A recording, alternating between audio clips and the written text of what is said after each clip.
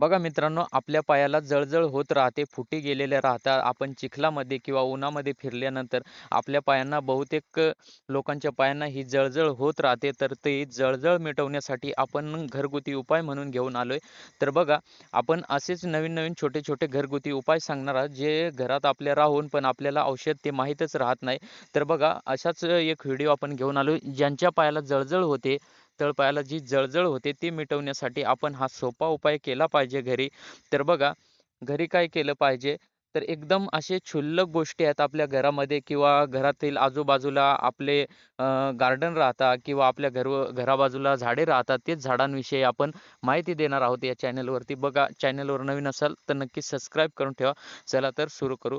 तर बघा, तळपायाची आग जी आहे, तळपायाची जळजळ होत असेल, तर काय करायचं आहे? तर बघा, तर कोरफडीचे पान घ्यायचे आहे.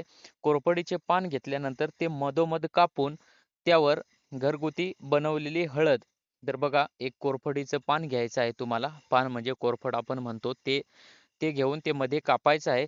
त्यानंतर घरगुती बनवलेली हळद जी आपली राहते, ती पावडर त्या कोरफडीच्या पानाला चोळून घ्यायची आहे.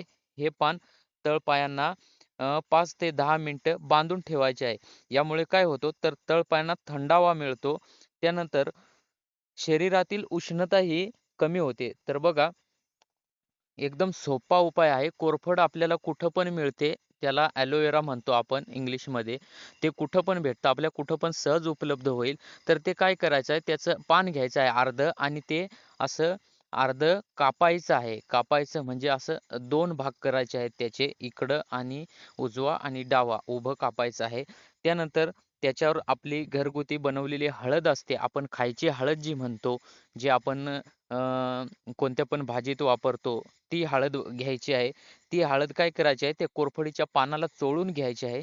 ती चोळल्यानंतर ते पान आपल्या तळपायानं 5 ते 10 मिनिटे बांधून ठेवायचे आहे. असं जर तुम्ही रोज केलं, तर तुमच्या तळपायाची आग जी आहे किंवा तळपायाला झालेली जी जळजळ होत असते, ती निश्चित कमी होईल आणि अशा प्रकारे तुम्ही 5 ते 10 मिनिटं बांधून ठेवल्यामुळे तळपायांना थंडावा देखील मिळतो आणि शरीरातील देखील उष्णता जी आहे, ती कमी व्हायला सुरुवात होते.